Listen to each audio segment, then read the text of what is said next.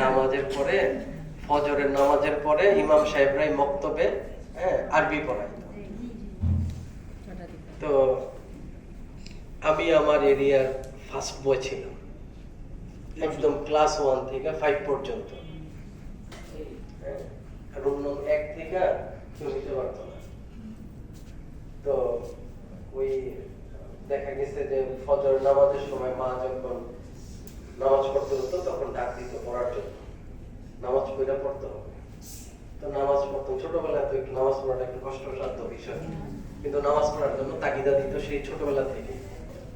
নামাজ পড়লে কিছু পড়তাম, সবসময় তো পড়তে পারতাম না, ছোট মানুষ। তো নামাজ পড়ে পড়তে বসতাম। ফজরের পরে পড়ালেখাটা নাকি মনে থাকে, আগে মুরব্বীরা বলতো সবাই, এটা হাদিস আছে।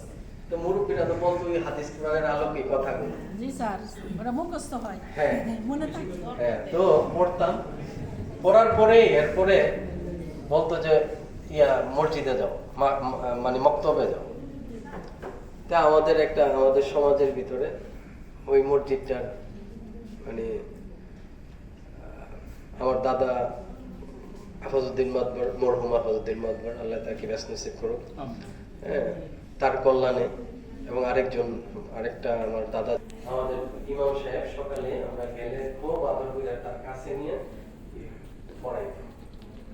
এই পড়ার পরে আমরা এখানে যেটা বলতে চাচ্ছিলাম যে এই যে মাছের আড়তে আসতাম মাঝে মাঝে, ওই মসজিদের মক্তবের না গিয়ে এই মাছের আড়তে আসতাম শুধু এক গ্লাস মাঠা খাইতে। মাঠা চিনেন? হ্যাঁ, সকালে মাঠা একটা করে। এখানে আসলে আমার দাদা কি ছিল যে আমার নাতি আসলে ওই মাঠার সাথে একটা ক্রিম দেয় না, এখন আমরা চিজ বলি, মাখন, মাখন দিয়ে মাঠা দিত আর একটা করে মিষ্টি। এই লোভে ওই মক্তব মানে ফাঁকি দিয়ে এখানে আইসা পড়তাম মাঝে মাঝে। হ্যাঁ, এই মাঠা খাই। হ্যাঁ,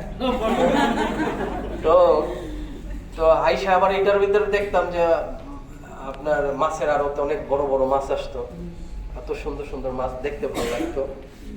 হ্যাঁ, তো আসার পরেই দাদা বলতো ওই যে নাতি আসছে, ওই লোকজনকে বলতো মাঠা নিয়ে আস, আর দাদার ইয়েতে বসাইয়া, কেশিয়ারে বসাইয়া উপরে